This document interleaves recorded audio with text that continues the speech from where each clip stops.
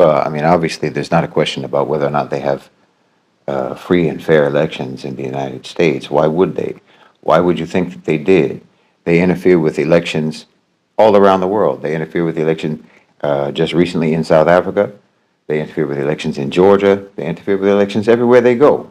They subvert democracy all around the world. What makes you think that they wouldn't subvert democracy right there at home? Of course they do.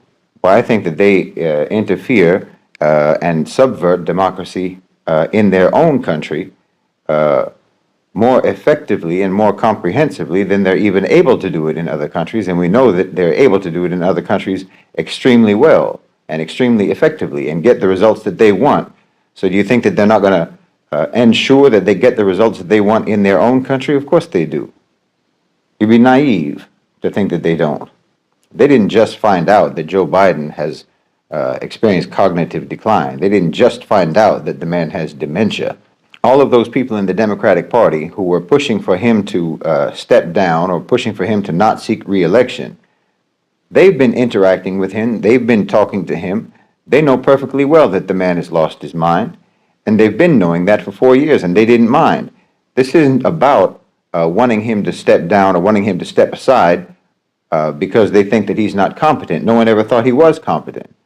What it's about is that you know that when your own people, your own Democrats, your own liberals are making fun of Joe Biden online, on social media, on television, in the mainstream media, and so on, the man has become a laughingstock. That means that him winning in a rigged election wouldn't be plausible. No one would believe that. It was barely believable even in 2020. So there's no way that you could get people to actually believe that Democrats turned out in significant enough numbers to give Joe Biden a victory in 2024.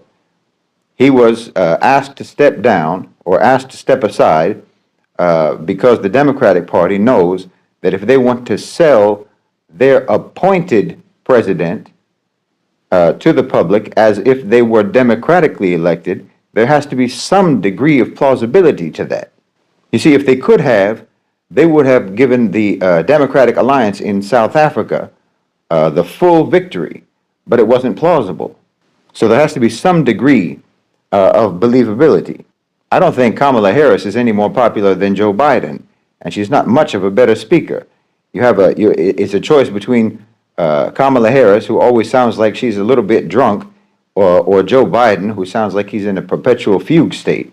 However, with Kamala Harris, you have certain factors that will be very appealing to the liberal base, to the Democratic base, that allow you to craft a narrative that makes her victory plausible, regardless of whether she gets the votes or not.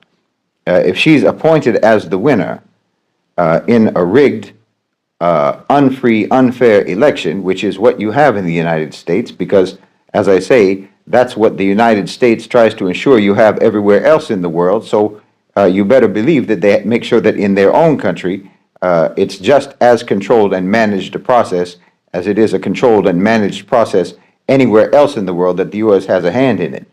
So when they appoint the candidate whom they want to win, who they've decided to win, who the oligarchs have decided should win, they need there to be some democratic plausibility to that win to make people think, either make people think that yes, they did this candidate did in fact win, or you make such a convincing and coercive and manipulative narrative around that candidate that no one will admit that they didn't vote for that candidate.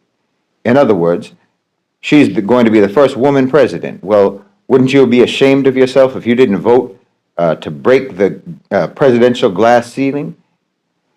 She's a woman of color. Well, wouldn't you be ashamed to say that you didn't vote for a woman of color? Well, that would make you a racist. If you don't vote for her, then the only two reasons that could possibly be is because she's a woman and she's a woman of color. So that means you're a misogynist and you're a racist.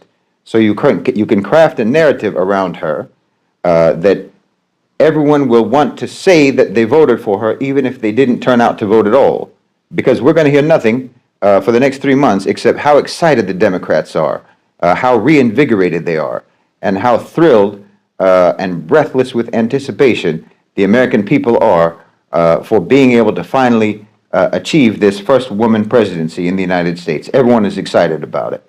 So therefore, when she is appointed as the president, if that's what happens, when she is appointed as the president, everyone can believe that the hype got her elected, even if no one shows up at the voting booth.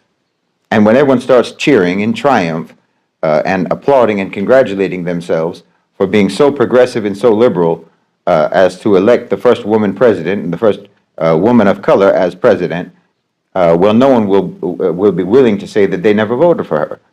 So it's a very, you have a lot of strategies that you can use to convince people that it's either believable that she won or it's unthinkable that you would deny that she won.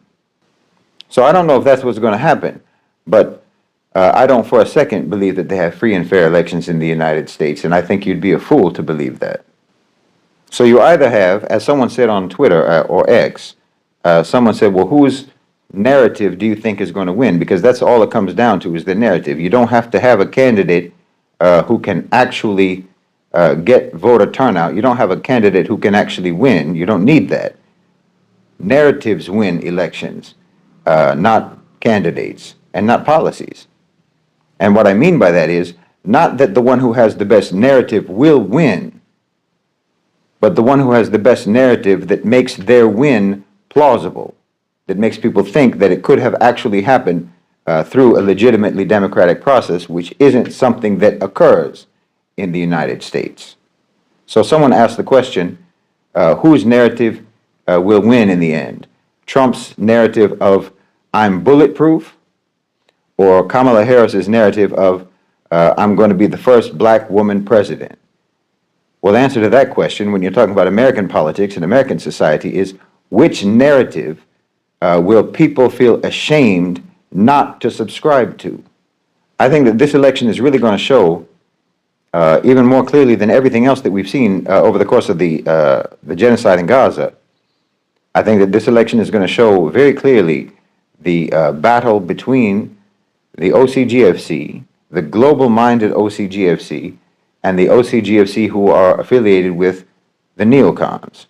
This is a battle between the two, because I think that the globally oriented OCGFC are more likely to support Donald Trump, and the neocons are more likely to support Kamala Harris. So we'll just have to wait and see which set of oligarchs get their way.